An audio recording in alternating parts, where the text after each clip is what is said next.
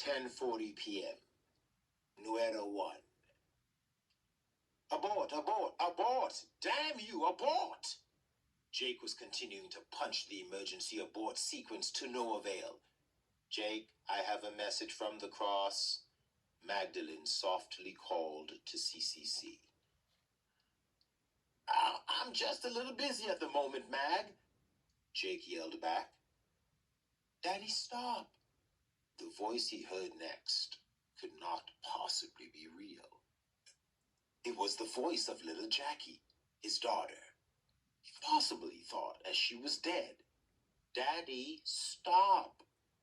The voice cried again, and this time Jake stopped and turned away from the computer screen. Images of his life were flashing through his mind. The loss of his brother, his grandfather, his divorce, the accident, the hundreds of lives he had taken as a soldier. He was not going to make the wrong decision again. He was not going to lose these lives. The pain, the fear, the shame. Daddy, stop. You have to have faith, Daddy. Time froze as Jake looked up and out the view window of the CCC. At the very last moment, the Soho spacecraft moved out of the way, missing NUERA1 by a cat's hair. The crew would always talk later that they swear they could feel the space between the craft compress as they passed. For a moment, nothing happened, and nothing was visible beyond the Soho. Where were the blessed stars? Out there, looking away from the sun, there should have been stars, but for a large portion of their view, they could see nothing. The crew erupted in applause, and Jake could only think, Bill Pandier, my friend, our savior, you did it! Jake punched the intercom and alerted the passengers. Final docking procedures initiated. Brace yourselves.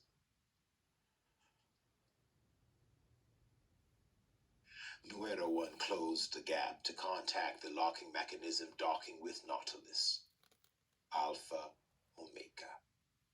With passengers sensing only a slight reaction force.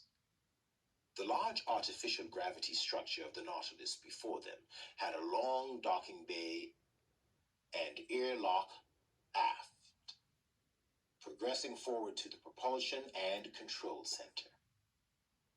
Beyond, you could see the large twin gravity modules for hundreds of yards.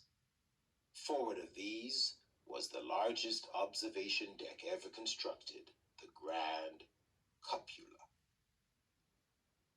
Looking out the window again, Jake suddenly realized what shape the Nautilus represented. It was the Holy Cross. Jake, watching his crew aboard, Aiko, Andrea, Joe, Mary, and his friend Hyatt.